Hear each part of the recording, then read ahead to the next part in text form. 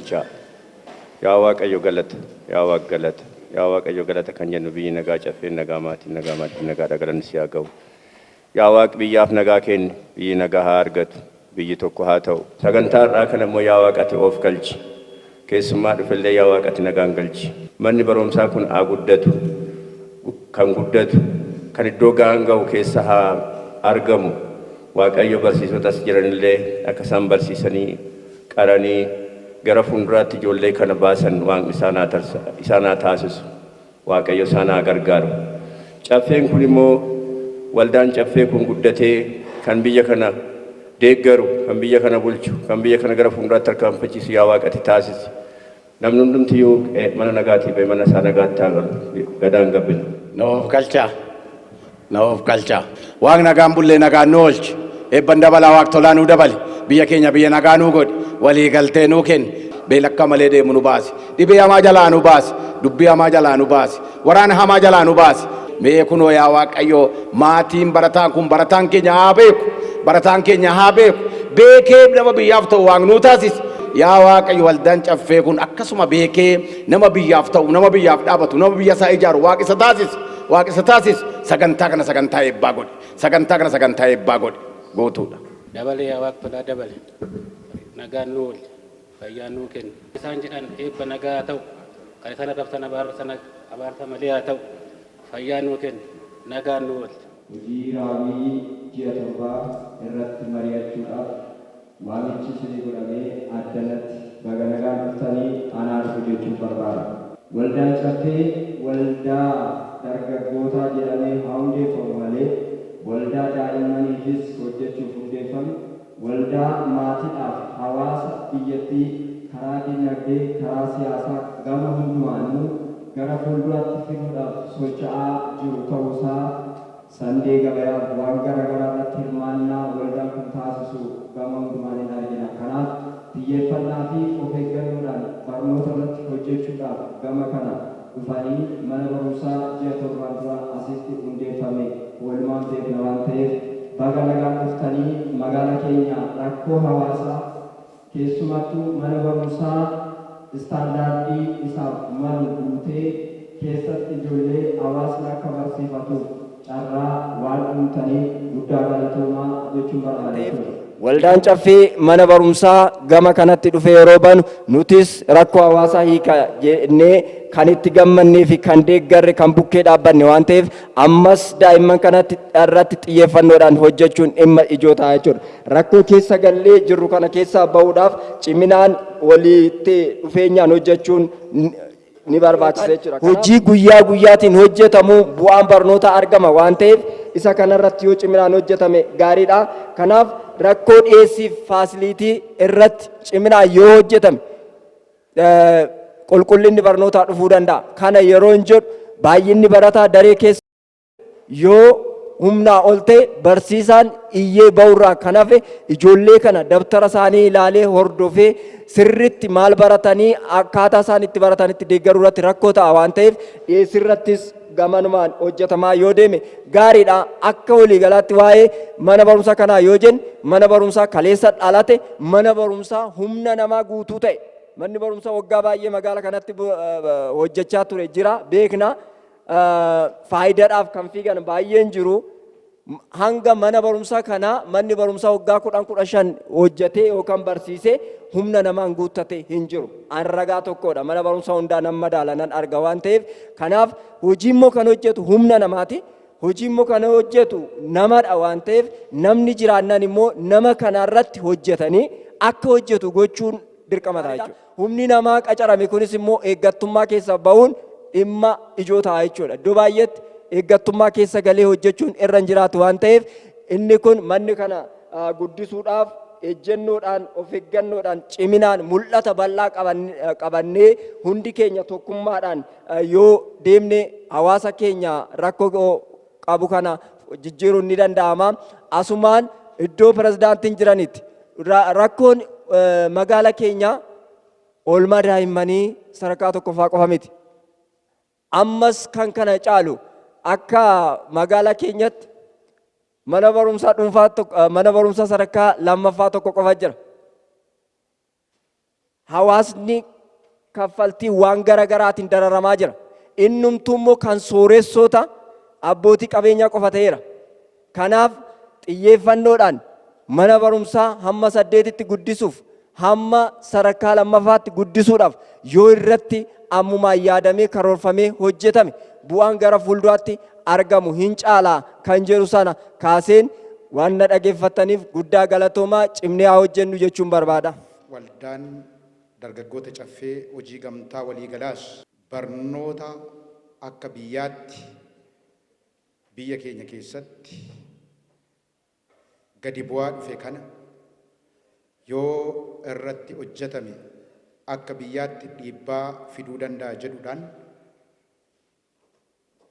hojii isaa bara kana ji'a 7 dura kan eegale kana haga ammaatti guyyaa har'aa kana qaqqabsiisee jira. Isa fuulduraattis isa darbe irraa barachaa isa dhufutti of ijaaraa gaaffiif yaada maatii barattoota keenya irraa ka'u magaalaa keenya irraa ka'u godina keenya irraa ka'u deebisuudhaaf waldaan keenya kutannoof murannoodhaan irratti hojjechuudhaaf hojii isaa eegalee jira. Nuyis isa kana hubannoo gochuudhaan ummata keenya haala jireenya isaa hubannaa keessa gashuudhaan gara fuulduraattis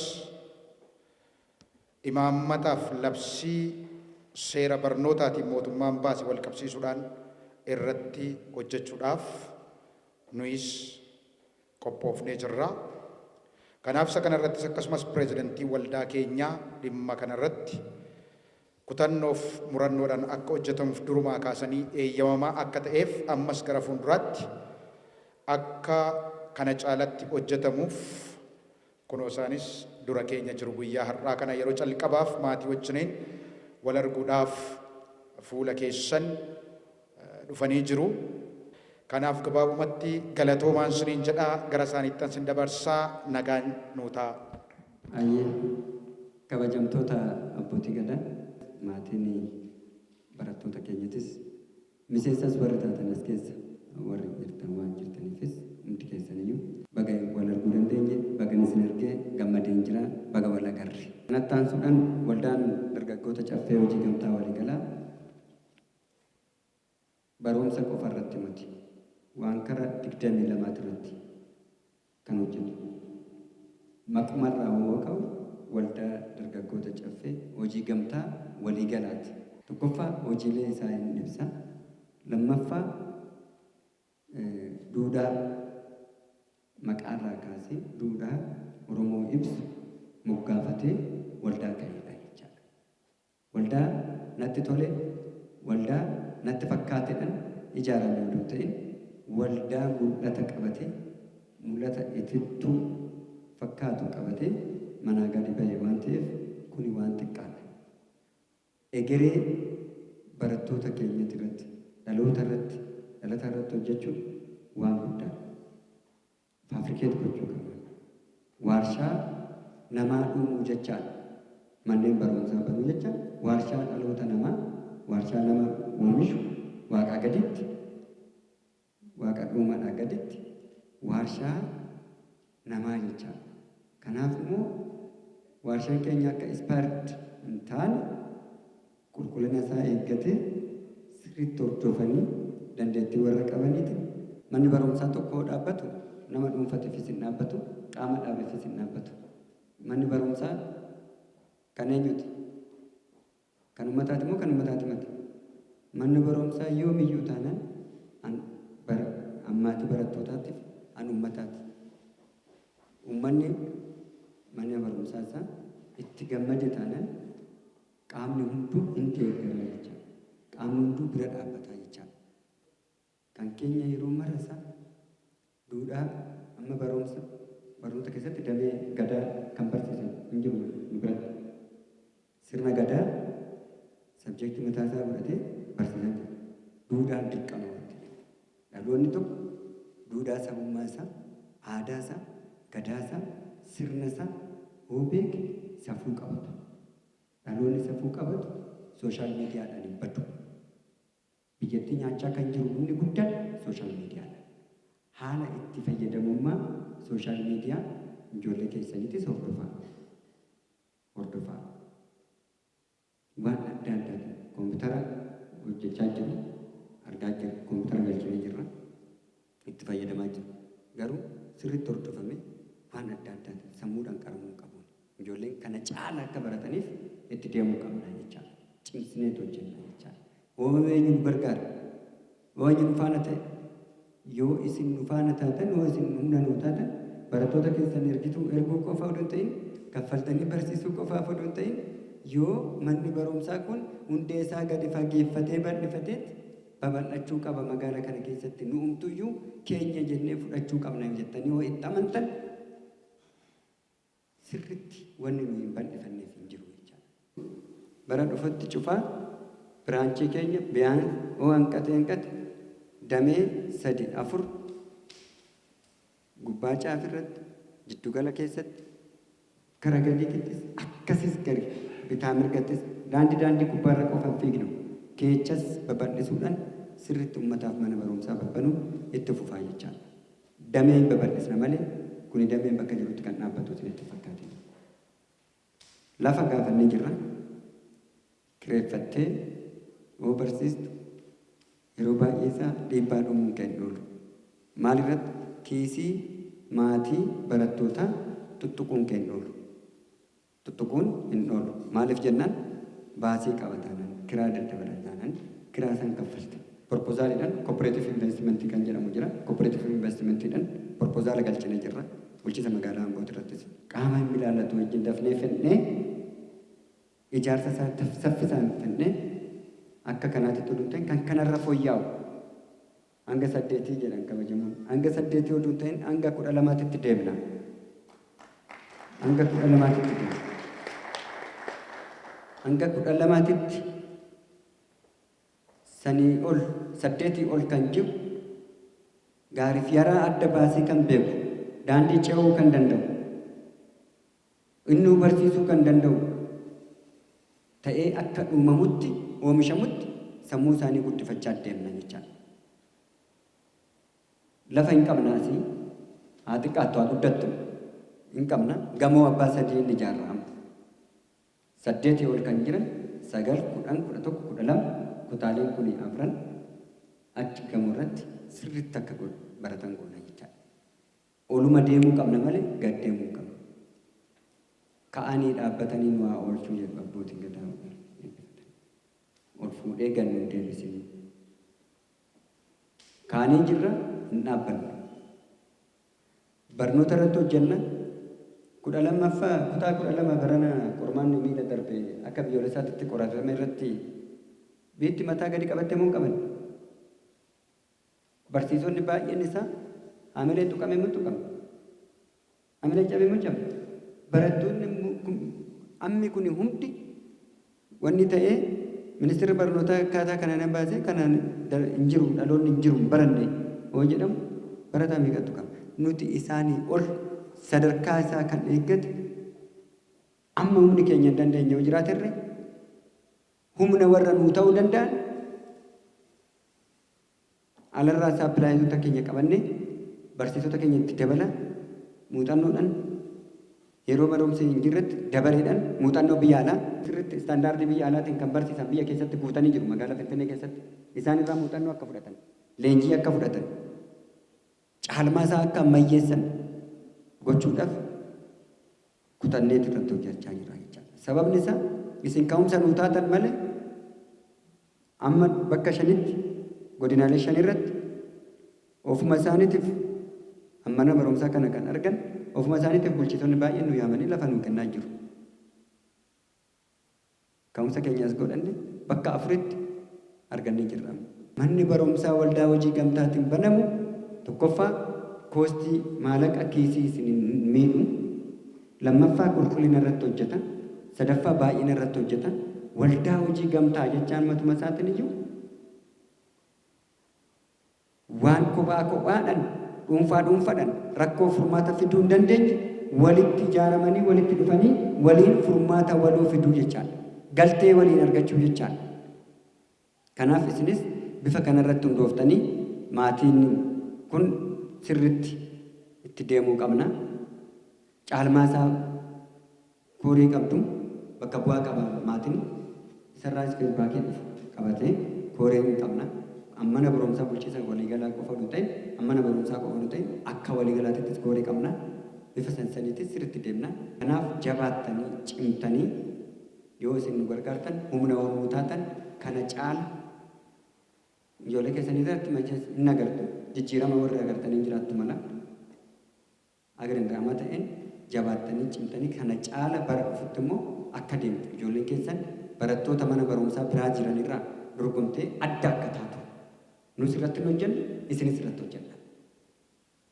Sa'aatii kamitti bahu sa'aatii kamitti galu maal hojjechaa jiru mee maal barachaa jirtan hojii manee akkamitti hojjechaa jirtan qormaata akkam fidde meeqa fidde eessa oolte sa'aatii kamitti qo'atta sagantaan qo'annoo keetii sa'aatii meeqatti qo'atta qo'annoo sa'aatii meeqatti galta eenyu wajjin qo'atta barataan si cinaa jiru maal fakkaata ati maal fakkaatta akkamitti akka of ilaaluu qabu sirriitti ilaaluun dirqama ta'a jechaadha. Barattoota irratti sirriitti hojjennu manaa isin irratti hojjedha mana barumsaa alaatirra nu irratti hin hojjenna. Barattoonni waldaa caffee sadarkaa tokkoffaa mana barumsaa buleeyyii bulmaata biyyattiitti irratti sadarkaadhaan akka galaniif bara dhufurratti qabxii olaanaadhaan akka galchinuuf lakkoofsa irratti hin hojjenna jechaadha.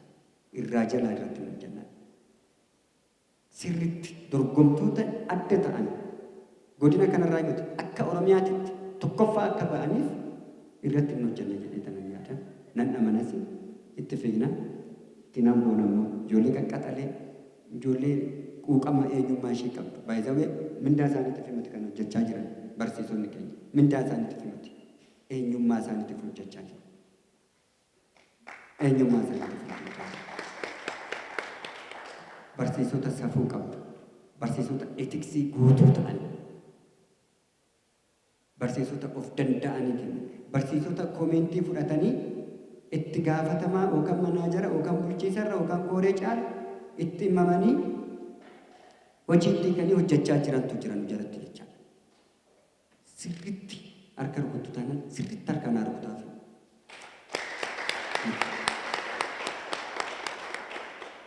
Isin harka rukuchiisanneefi jirra nu immoo kara keenyan waan nurraa eegamuun bira dhaabbannaa jechaadha. Saarvisii jedhamu saarvisii barattootaa kan jedhamu hin galchine bara dhufuu irratti calqabnee taaksii irraa bilisa wanni eegalame tokko jira har'arratti kana jennee dubbannu saarvisii sirriitti amma kutaa 8ffaa kan ga'aniititti hin qopheessine fedhiin hin dhumu fedhiin hin dhaabbatu fedhiin daangaa hin qabu kanaaf fedhii barattootaa guutuudhaaf fuulduraaf irra itti deemna galatoomaa ulfaadhaa.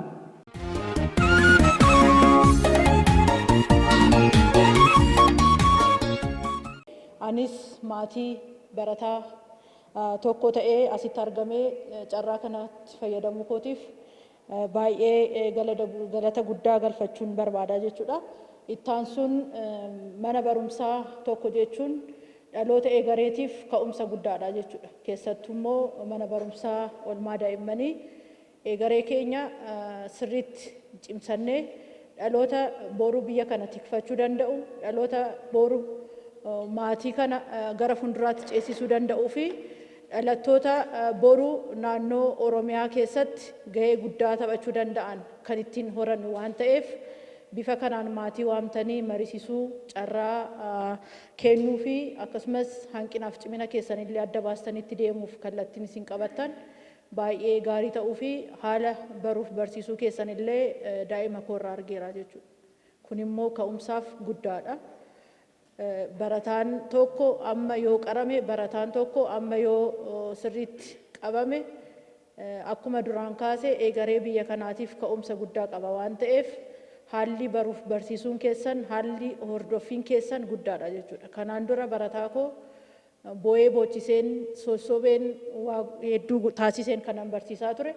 Amma garuu gara mana barumsaa kanatti ergan fide barumsi boruu jiraayee jedhee na gaafata jechuudha. Qidaameef sanbatallee mana ooluun barbaadu. Kun immoo anaaf ka'umsa guddaa fi akkan ijoollee koo gara duubaa jiranillee fiduuf carraa guddaa naa ta'eera jechuudha. Inni kan biraan mana barumsaa tokko hanga afurii kan jedhamu kun hanga 8tiif qofa otoo hin ta'in amma 12tti jedhamee kan akka karooraatti qabamee kun galma ga'uu qabaa jechuudha.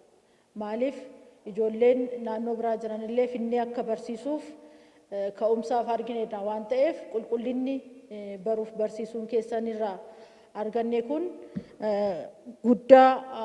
guddachuu qaba. Dhaloota kanaaf immoo bu'aa buusuu qaba waan ta'eef bifa kanaan yoo deemtan nutis akka maatiitti waan nurraa eegamu deeggarsa nurraa eegamu barataan keenya barachaa jira akkamitti barreessaa jira akkamitti qo'achaa jira kan jedhu kun akka maatiittis ga'ee maatiirra eegamu baachaa akka mana barumsaa tokkottis isin imaanaa guddaa qabdu jechuudha. Dhaloota kana ceesisuufis kuffisuufis harka keessan irra jira waan ta'eef nutis akka maatiitti isin deeggara. Isinis immoo akka mana barumsaa tokko qofa otoo hin ta'in akka dirqama lammii Oromoo tokkotti fudhattanii baruuf barsiisuu kana cimsitanii yoo itti deemtan baay'ee gara fuulduraatti mana barumsaa deemuu danda'udha. Yaada jedhuun qaba akka maatii barataa tokkotti guddaa galatoomaa jabaadhaa isin cinaa jirra. Qindoomina keenya immoo gara fuulduraatti waliin qindoomnee hojjechuuf ga'een narraa eegamu ba'achuuf qophiidha kan jedhu kana jalqabumaaf kaasuufan. Tolee, guddaa galatoomaa isiniin jedha. Maqaan koo Barsiisaa Tasfaayee Geetaachoon jedhama. Dhimma baruuf barsiisuu kana keessumaa caba Oromoo kan ta'e irratti xiyyeeffattaniitu miidhaa kan nuti ta'e kan akka mari'annee keessaa baanuuf sagantaa kana qabuun keessan isin galateeffachiisuu qaba waan ta'eef teenkiyuu galatoomaa isiniin jechuudhaan barbaada. Haalli jalqabbii keessanii guyyaa gaafa jalqabame sanas argameera. Walitti qabaan boordii mana barumsaa sanaa waan isaan haasa'an hundumaa barreeffadhee galeera. Jalqabbiif ka'umsi keessanii namatti tola baay'ee gaarii. Dhimma itti fayyadama mana kitaabilee wantoota garaagaraa kun maal yaadaa jirtudha. Mana kitaabaa gara fuula duraatti wanta isin achii dubbatan dhimma isin raawwatu jedhanii yaada obboleettiin kun dubbatteeti wanta ta'eef manni kitaabaa haala kamirra jira maal yaadanii jirtu kan jedhudha. Gara boodaatti manni barumsaa kun ka'umsi isaa bareedaadha wanta ta'eef isinis immoo achi akka Oromoo tokkotti abdii Oromoo nuu taataniitu hin hojjenna jettaniitu nuyis immoo isineenna. Akkuma obboleettiin koo asii jette wanta manni barumsaa anarraa barbaadu isin bukkee dhaabadhee isin gargaaruudhaaf an qophaa'aadha. Isin waan jettan waadaa keessan nu kabajaa nu hojjedhaa guddaa galatoomaa isiniin jedha. Umurii dheeraa nuuf haa kennu waan jenne immoo akka arginu waaqayyo nu haa gargaaru hin jenna guddaa galatoomaa. Waajjira muummee irraa dhimmi mana barumsaa kanaa dhimma keenya jettanii abbaa dhimmaa taatanii itti gaafatamaa waajjira waldaa dargaggoo caffee akkasumas tiimiiwwan waliin jirtan taatanii hawaasa mana barumsaa akkasumas dhimma mana barumsaa kanaa xiyyeeffannoo kennitanii asitti argamuu keessanii fi guddaa galatoomaa jechuun barbaada. Lammaffaa irratti gabaasti mana barumsaa caffee karaa itti gaafatamtuu mana barumsaa kanaatiin dhiyaate gabaasti kun gabaasa mana barumsaa kana ibsuu jechuun barbaada. Maaliif yoo xiqqaate yoo irraa hambifame malee waan baay'ee isaa argaa turre waan ta'eef waan nama gammachiisu yeroo gabaabaa keessatti jechaadha. Manneen barnootaa duraan buleeyyii ta'an hin beekna. Ijoollees manneen barnootaa biraa keessattis barsiifannees beekna. Manni barumsaa kun yeroo gabaabaa keessatti bakka mijataa hin taane keessatti mijeessanii haala baruuf barsiisuu itti fufsiisuu isumaa keessattuu immoo haala dhugaa himuudhaaf qulqullina qabuun barattoota keenya qabatanii barsiisaa jiru amma argaa jirrutti kuni baay'ee waan nama gammachiisudha jechuudha. Kanaaf ani karaa mataa kootii jechuun appreciationii barsiisotaaf akkasumas daayireektara mana barumsaa manaajmentii mana barumsaa sanaatii fi ani appreciationii guddaan qabaa jechuun barbaada. Kanaan ala yeroo hundaa barsiisonni kun baruuf barsiisuu qofaa mana barumsaa keessatti osoo hin ta'in daandii aspaaltii kana gubbaa irratti jechaadha ganamaaf galgala barsiisonni hundi isaanii bahanii barattoota keenya wajjin yoo isaan daandii ceesisuudhaaf oliif fiigan argina jechaadha. Daayireektar mana barumsaa osoo hin hafiin jechaadha. Kuni ammam fedhii fi hagam baruuf barsiisuuf akkasumas ijoollee keenya qabachuudhaaf hagam fedhii akka isaan qaban waan agarsiisuu fi galatoomaa jechuun hin barbaada jechaadha. Akka yaadaatti ani waan gara fuulduraatti immoo rikkamandii godhu yoo jiraate akkuma achirraa ka'aa ture jechuudha. Qulqullina barnootaa eegsisuudhaaf dhugaadha. Pilaatfoormiin kutaa keejii fi elementarii caalu hin jiru jechaadha. Dursi achi waan ta'eef achirratti yoo hojjetame dhuguma qulqullinni barnootaa har'a biyya keenya keessatti kufee jedhamee odeeffamu kanallee milkeessuun kan danda'amu achirratti waan ta'eef karaa waldaan kunis akkasumas immoo hawaasti mana barumsaas osoo sadarkaa sanarratti deeggarsa godhuu qabu godhee jechuun barbaada. Keessumaayyuu barsiisonni bifa kanaatiin fiiganii fedhii godhatanii ijoollee keenya barsiisaa jiran kuni karaa biraatiin immoo isaanis satisfaakshinii qabaachuu danda'uu qabu jechaadha. Yoo onnachiifaman, yoo galata argatan, akkasumas immoo qaala'insa jireenyaa bara kanaa giddu galeessa godhatee kaffaltiin kaffalamuufis yoo godhamaaf ta'e indirectly nuyi barattoonni keenya hin fayyadamu. Manni barumsaa kunis jechuudha maqaa gaarii ni qabaata jechaadha gara fuulduraatti. Kanaaf barsiisota irratti yoo seeraan manni barumsaa kun yookiin waldaan kun akkasumas hawaasni jiru barsiisota irratti yoo investi godhe barsiisonni kun immoo barataa boruuf biyya kana qaruu danda'u irratti investi godhuu danda'u jedhee waan yaaduu fi osoo irratti bifa kanaan yaadamee jechuun barbaada. Kanaan alatti dhugaa himuudhaaf barattoota irraa satisfaakshin sarvee addaa hojjennee yoo beekuu baannes barattoota keenya irraa jechaadha gaafa galanii fiidbaakii isaan mana barumsaa kanaaf qaban hin dhageenya jechaadha. Baay'ee waan nama gammachiisudha. Guddaa galatoomaa jabeessaa jechuun barbaada. Galatoomaa. Jalqaba irratti caffeen qaawwaa magaalli Amboo qabdu hubatee mana barumsaa kana carraa duraa laatee nuusaa kuusaaf dhuguma waan dubbachuu hin dandeenyedha. Galata guddaan qaba gama kiyyaan. Maaliif qaawwaa magaalli kun qabdu barnoota irratti baay'ee bal'aadha. Maatiin ijoolleen beeku. Keessumaa namoonni haaraan magaala kana galan kadhaa guddaa akka isaan quunnamu karoora qabatanii ol galmeeffachuun humni yookaan fayyadamtoonni baay'ee jiraachuu promooshinii waan gaggeeffame natti hin fakkaatu. Akka carraan dhaga'ee margaa dubbisee deeme namoota tokko tokkotti himnaan carraa sana warri fayyadaman jalqaba fayyadamanii humna guddaa akkasiin barbaachisu akka karoora keessaniitti baay'ee deemuu akka qabdan asumarraa hubachuu dandeessu karooraa ol hojjechuun. Inni itti aanu caffeen dhalattuudha. Dhalattuu kana guddifachuun hunduma keenyarraa eegama. Akkuma ajandaa warra gaggeessurraa ka'e manni barumsaa mana barumsaa hawaasaati. Establishmentii isaa yookaan hundeeffamni isaa dhuunfaa ta'ee mootummaa ta'uu baateeyyuu kan jabeeffachuu qabu hawaasuma naannoo sanaati fayyadamtoota. Maaliif faayidaa masaatu barattootaaf barattoota qaruudha. Barattoonni abdii biyyaati. Ofii isaan irra darbanii biyya kana kan dhaalan waan ta'eef kanaaf hundi keenyu gahee keenya yaadni asii ka'us ijaarsaaf dogoggora jiru sirreessuun hanqina jiru furuun karaa qaama hooggansaas ta'e karaa maatii ijoollee hundumarraa gahee sarraa ba'u yoo ba'e haalli kuni waan gaarii fidatee dhufuu danda'an jedha. Inni lammaffaan inni itti aanu ergaan koo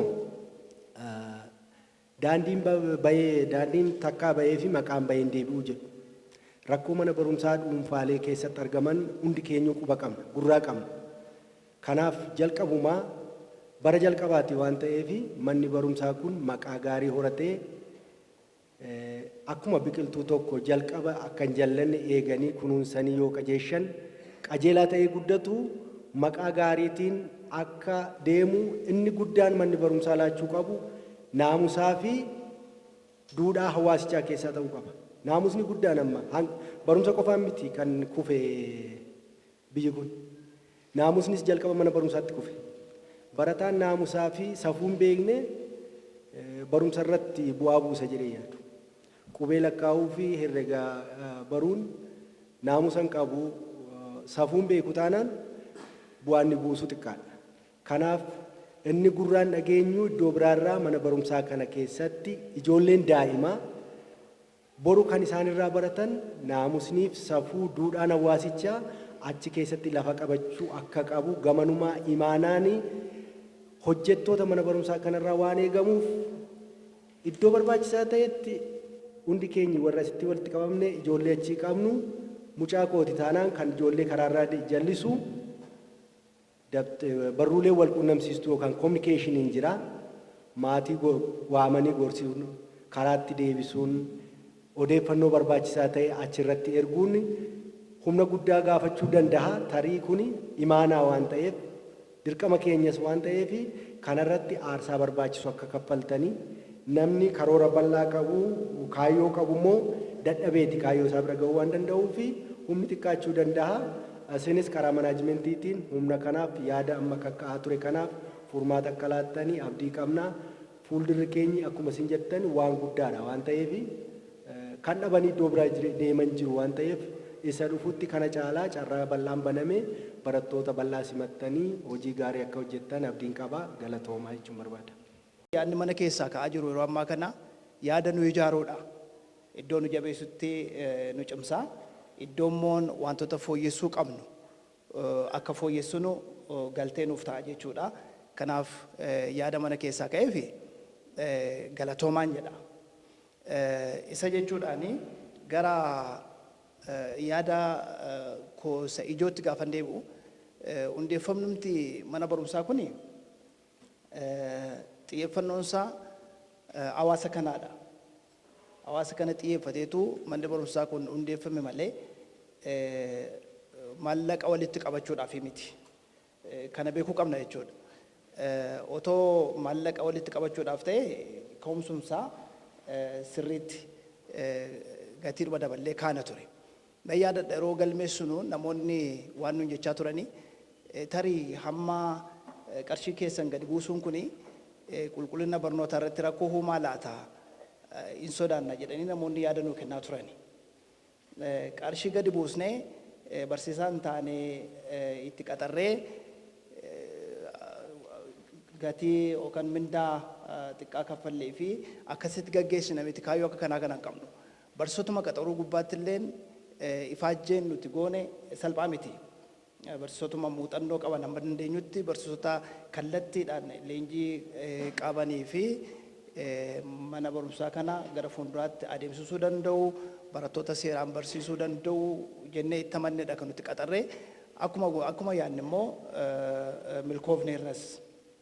Kanaaf manni barumsaa kun anaaf jechuudha. Anaaf mana barumsaa dhaabbanni dhuunfaa tokko hundeessu otoo hin ta'in ana akka koominiitii iskuuliittan ilaala. Akka koominiitii isin yaada keessan hin beeku. Nuti garuu akka koominiitii iskuuliitti yookaan immoo mana barumsaa hawaasa tokkootti kan hawaasa tokko tajaajilaa jiruutti kan nuti ilaalu.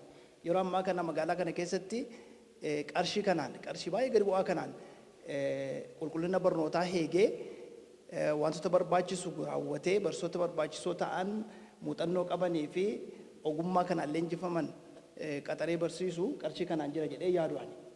Koominiitii sarvisiidhuma jedhee magaalaa keenya keessa iyyuu kan jiru gatii kana ol kanfalchiisa. Kanaaf gara fuulduraattis taanaan xiyyeeffannoon keenya kufaatii barnootaa kufe kana qulqullinni isaa kufe kana barataa kutaa 6tti kutaa 8tti kutaa 12tti kufaa jiru kana akkamitti hanqisuu dandeenya barataa naamusa qabu barataa dandeettii qabu barataa ogummaa qabu tokko akkamitti oomishuu dandeenya isa jedhu xiyyeeffannoo keenya jechuudha kan nu beekuu qabdan kana ammas taanaan.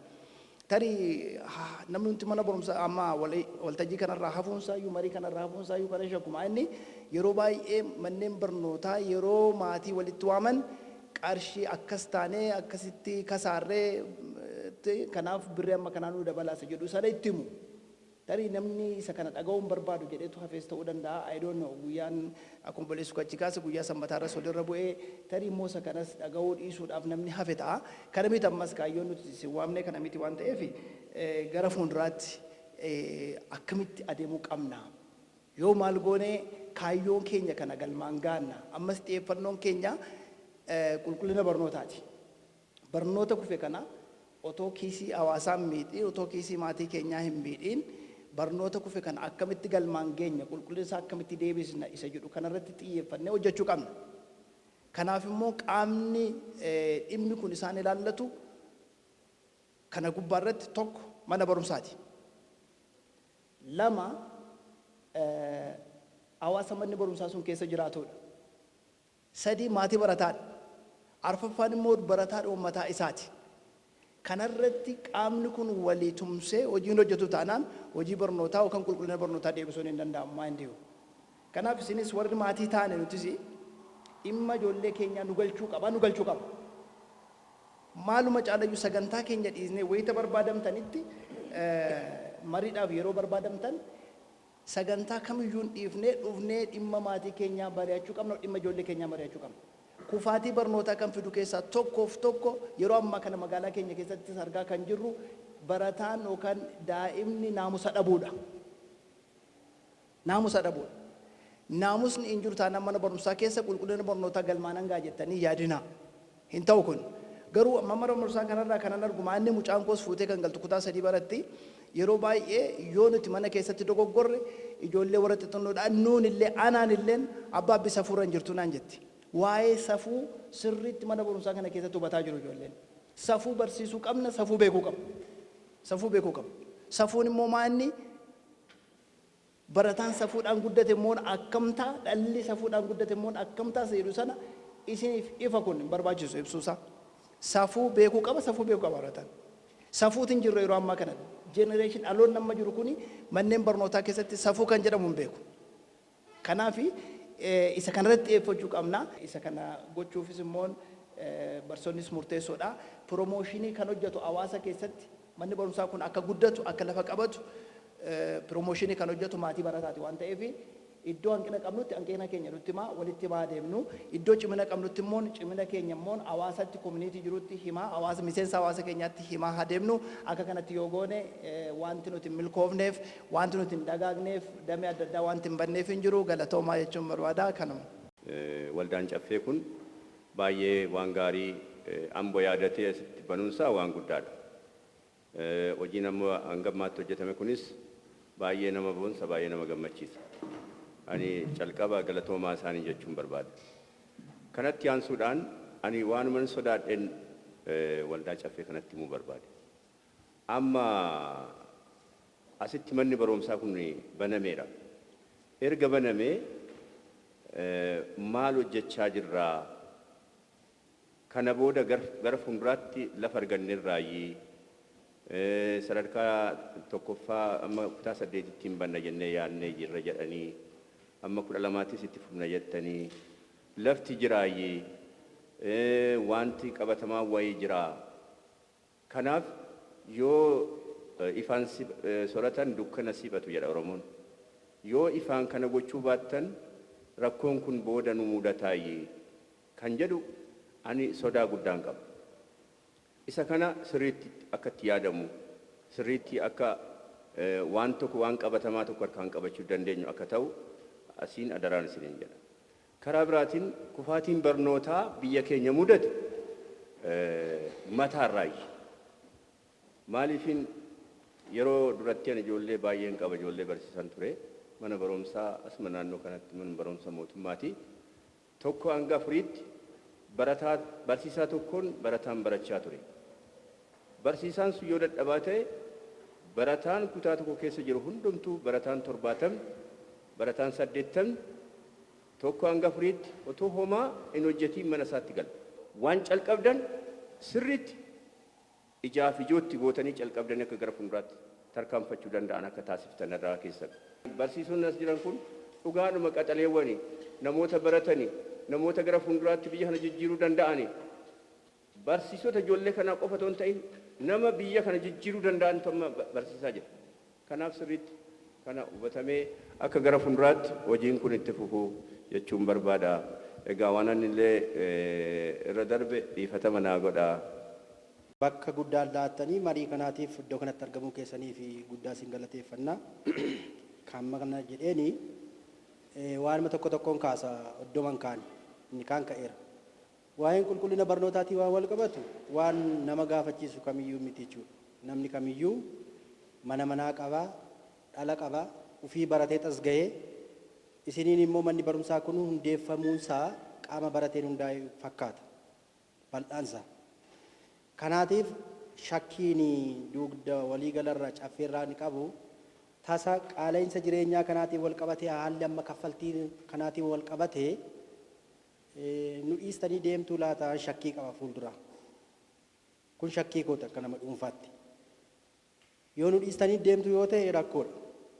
Kanaatiif ilaa fi ilaameedhaan ta'anii too mari'atanii adeemsi amma isinirra jirtan waan gaariidha.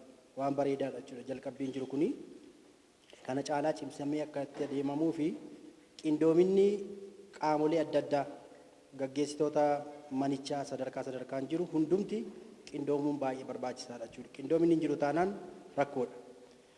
Asumaan edda kanaan qindoomnee booda barsiisota achi keessa jiran kanaafis waan ta'e yaaduun baay'ee murteessaadha. Ogeessadha. Ogummaan egaa salphaa miti. Dhalootni qaruun baay'ee ulfaata.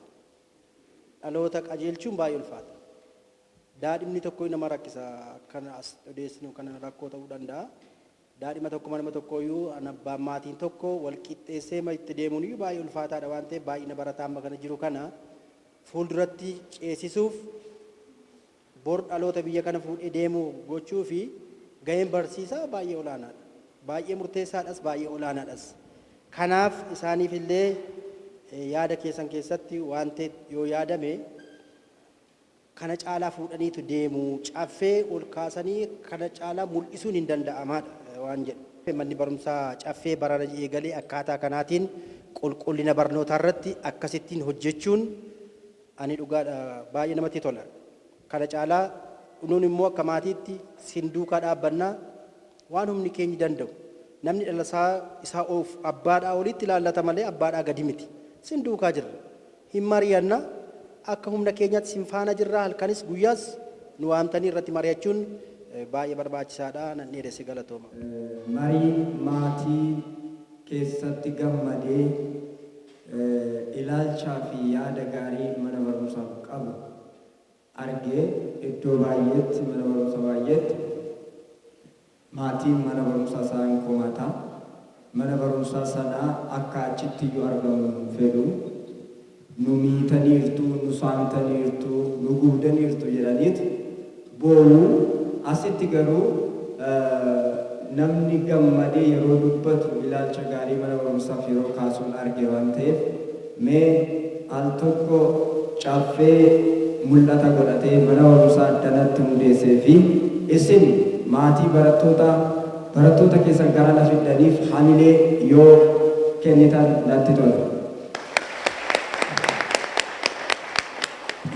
Kana egan jedhee jalqabee irraa kaasee manni barumsaa kun yeroo gaafii akka banamuuf gaafatan irraa jalqabee hirmaannaa garaagaraa taasisnee akka banamuuf kunis tumsa taasisaa turre.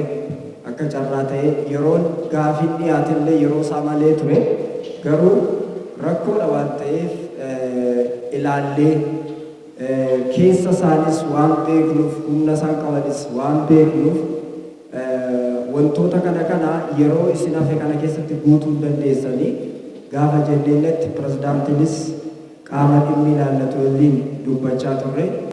Manni barumsaa kun jalqabeera. Akkamitti jalqabe? Dhiphina keessatti jalqabe. Rakkina keessatti jalqabe. Yeroo dhiyoo jalqabe. Yeroo jalqabe kana keessatti immoo adeemsi inni deemaa jiru maali? Sana ilaaluudha. Garamitti adeemaa jira? Dhimma dhuunfaatiif moo tajaajila hawaasaatiif mul'anni isaa maal fakkaata kan jedhu sana maatiin itti hiqee hubateera natti fakkaata. Dhaabbanni waldaanis hubachiiseera natti fakkaata. Isa sana hubannaan adeemsaa fi bu'aa waliin guddisu jechuudha.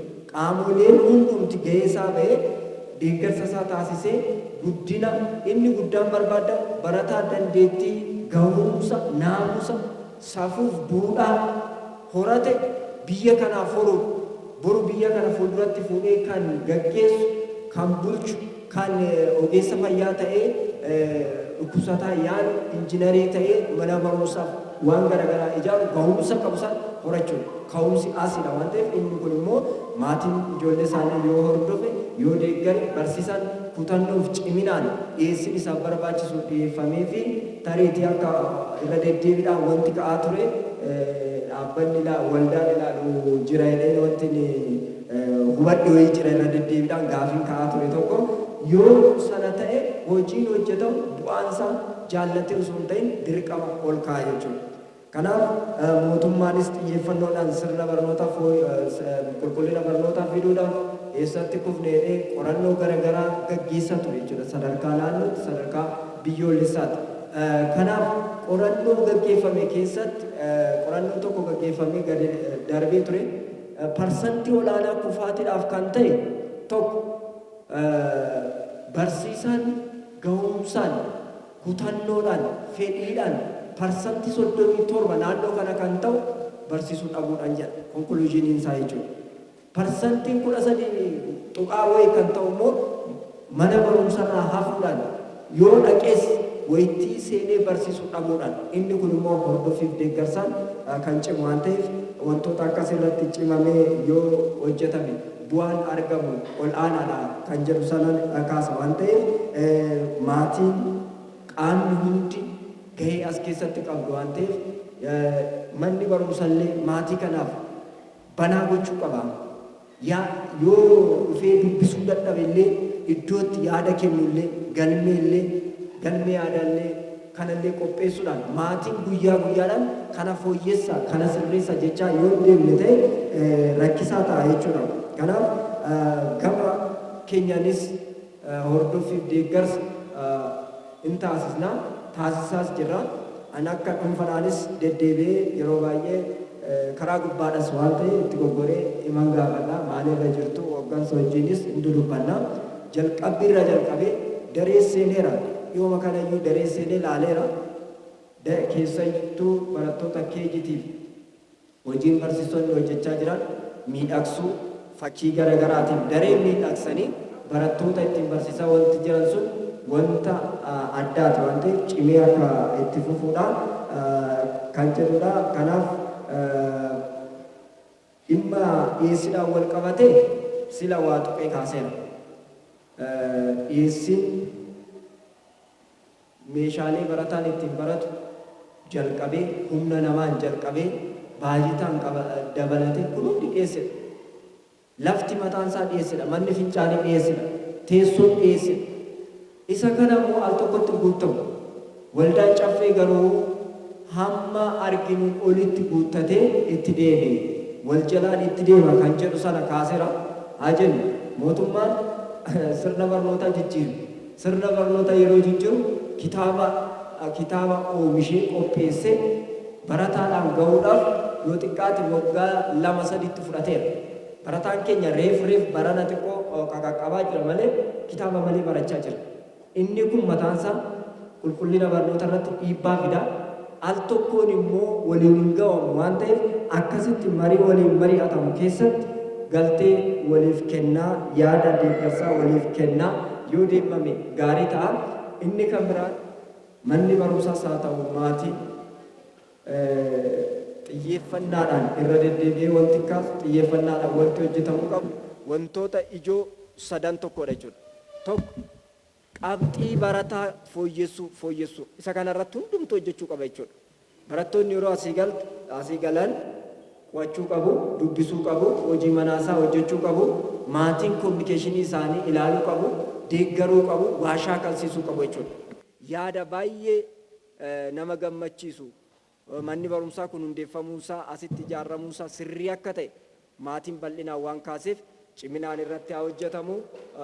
Gara fuulduraatti haa adeemamu. Jabaadhaa shoora keessan taphadhaa jechuun barbaada. Galatooma.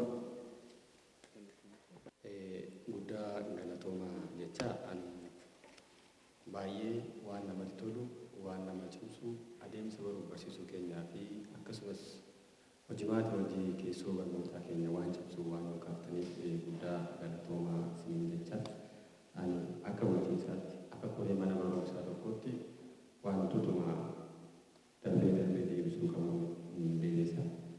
Innis xiqqoo waamicha wal qabatu akka yaadaatti otoo dheeratee waan jiru ka'eera. Akkasumas immoo guyyichi guyyaa namoonni waaqeffannaa adda addaatiif dhimmoota hawaasummaa adda addaatiif deeman jedhamaa ture waan ta'eef sun hojii baruu barsiisuu dhaabnee hawaasa barsiisuu akkasumas immoo namoonni hedduu hojii dhuunfaa isaanii qabu, hojii mootummaa qabu. Kanarra guyyaa sanbataa kanarratti yoo waamicha gooneef hundumtuu wajjin tokko waliin marfamuu danda'a. Waan jiru giddu galeeffanneeti. Sunis gara fuulduraatti kan fooyyeffannu ta'a jechaadha akka koree gamtaa maatii tokkootti jechuu barbaadeetani. Asirraa nuti gaafa waamicha kana dabarsinu barataa hundi maatii isaa bira qaqqabsiisee talaa erganne kan akka hundinuu dhufu tureeyyuu sanaaf gara fuulduraatti waan fooyyeffannu ta'a jechuudha. Inni biraa koreen gamtaa maatii hawaasa mariisisuu irratti baay'ee barfatee waan jettanii kaastan ni fudhanna. Waan nu ijaaruu danda'udha waan ta'eef baay'ee fudhanna isa kana. Sababiin isaa ji'attis haa ta'u, ji'a lamattis haa ta'u wal arginee keessoo barnootaa keenyaa waan laafee jiru cimsuuf akkasumas immoo hojimaata achi keessatti hojjetamaa jiru fooyyeffachuuf inni sun jettan sirrii gatii ta'ee fi gara fuulduraatti arjaa'ii tokko malee waaqayyoon sun gargaara itti deemnee kan waliin wal tuqsinu ta'a jechuu barbaadeetan. Sababiin isaa namni mana ijaaru citaa waliin sammuu jedhama. Ijaarsa walooti raashinaal waan ta'e dhaloota gara egeree boruutti ceesisuudhaaf hundi keenya kaayyoo waan qabnu isa kanaaf ji'a lamaanis haa ta'u akka karooraattis haa ta'u raawwannee waliin deemuun dirqama turee sanaafuuf galtees hin gaafanne jechaadha. Sababiin kana goonneefis immoo wantoota jalqaba gaafa kaawwannu pirezidaantii keenya naannoo bira jiranis wantoota nuti deemnee ilaalaa ture jira mana barumsaa sana keessatti. Sana fooyyessuuf, sana guutuuf wanta hedduutu nu hanqata tureeyyuu hanga kana guuttanetti immoo waamnee xiqqoo qaawwaaddee jiru cuccufannee sana gochuuf waan baay'ee nu gaafata waan ta'eef kanaaf turmaatiin kunis uumameedha. Kanaaf gara fuulduraatti kan fooyyessinu ta'achuu barbaadeetanii. Inni gara biraa naamusaa waan wal qabatu akka koree gamtaa maatii tokkotti dhugaadhaa dabaree baafannee jechaadha. Dabaree koreen gamtaa maatii namni torbadha. Barsiisota keessaa nama 2, hawaasa keessaa nama 5 sun dabaree baafannee akkaataa ittiin ganama dhufnee barattoota keenya to'annu naamusa isaanii irratti hojjennu barsiisota faana sana goone irraa harcaatiin haa jiraatu maleeti. Kanaaf naamusni akkuma jedhame iddoo olaanaa qaba. Iddoo olaanaa galma olaanaa qaba. Dhaloonni naamusaan bade tokko egeree biyya kanaa keessatti lammii biyya kanaa ijaaruu keessatti qooda hin qabu gatii ta'eef naamusaa fi safuu irratti hojjechuun barbaachisaadha. Inni gara biraa adeemsa qormaataati. Qormaanni kennamu ga'umsa yoo xiqqaate barataan gonfatamuu qabu jedha qajeelfamni mootummaas. Ga'umsa yoo xiqqaate barataan gonfatamuu qabu ilaalcha dandeettii ga'umsa kanaatiin qormaanni qophaa'aa jira moo qormaanni qophaa'aa jiru waan jiru isa kanaan duuba deebinee kan sirriitti ilaaluu ta'a jechaadha. Dhuguma ilaalcha barataa raashinaal ta'e gonfatamuu qaba. Ga'umsa dandeettiin barataa cikeetti ilaalamuu qaba. Sanarraan qophoone taanaan akka hanqinaatti fudhanna jechaadha. Sun barsiisotaa fi hooggansa manneen barnootaa mana barumsaa kana wajjin ilaallee kan cimsuudha waan ta'eef isa kanas hamma danda'ame garuu ilaa fi ilaameedhaan mariin gaggeeffamaa jira jechaadha. Dhugaa dubbachuuf taanaan barsiisonni mana sana keessa jiran baay'ee ciccimoo isinuu kaastaniif jechaadha. Baay'ee ciccimoo naamusaan eeggattummaa tokko malee jechaadha. Daayiriktiirri jiraatee jiraachuu baatee gahee isaa irraa eegamu hunda qixaan akka raawwachaa jiran ifa galaadha waan ta'eef isinis kaastaniitu. Ani ammas barsiisota kanaatiin guddaa galatoomaa amilatoo naa kenniitaniif hin jedha. Akkasumas karaa hawaasaatiin hawaasti dhugaadhaa mana barumsa kanarraa jaalala guddaa akka qabu. Jaalala guddaa akkuma maqaa isaatiin caffeedhaan uumame egeree boruu itti fufsiisuudhaaf jaalala guddaa akka mana barumsaa kanarraa qabu nan hubadheera. Manneen barnoota adda addaatti barsiifachaa turreerra. Achi akkana baasnee barsiisuuf finneerra. Garuu hawaasi tokkoon tokkoon isin dhuftanii mana barumsaa yeroo gaafattan qormaan isaanii akka jireessanii naa gaafattan sadarkaadhaaf barataan kun sadarkaa akkana bahuu didee maal ta'uu didee gaafsin jettan baay'ee hordofaa akka jirtan abdii egeree akka mana barumsaa kanarraa qabdan hubachaan tureera jechaadha. Kanaafuu caalatti akka gamtaa maatii tokkotti caalatti ammas hordofnee dhaloota kana ceesisuu biqiltuu reefu biqilu kana haramnee qotqonnee akkaataa guddina isaanii mijaa'uu qabutti waltumsinee waliin guddisuu qabna. Egeree mana kana ijaaruu qabna. Maqaa gaarii horachuu qabna. Keejii adda addaatu jira as keessa. Keejii adda addaa jiru kana keessatti maqaa gaarii horannee dur maamiloota yookaan immoo maatiiwwan barattootaa akka gara keenyatti dhufan gochuuf maqaa amma jalqabne kana cimsinee hojjechuu qabna jechaadha. Dhugaadhaa manni kun maallaqaaf hojjechaa jiru. Isinis beektu waan ta'eef. Maallaqa gadi bu'aadhaan yeroo har'aa kana barsiisota qaxalee kana qabatee hojjechaatee jira jechaadha. Kanaaf utubsuu qabdu, jajjabeessuu qabdu, manni kun keessanii maqaan gaarii kun kan keessanidha. Isin yoo kuffistan nutis kufneerra, isin yoo jabeessitan nuti jabaanneerra. Gamtaan maatii qofti waa gochuu hin danda'u, boordiin qofti waa gochuu hin danda'u. Tumsa keessaniin garuu gara fuulduraatti waaqayyoon nu gargaara waan ta'eef ceenaa galatoomaa isiniin jedha.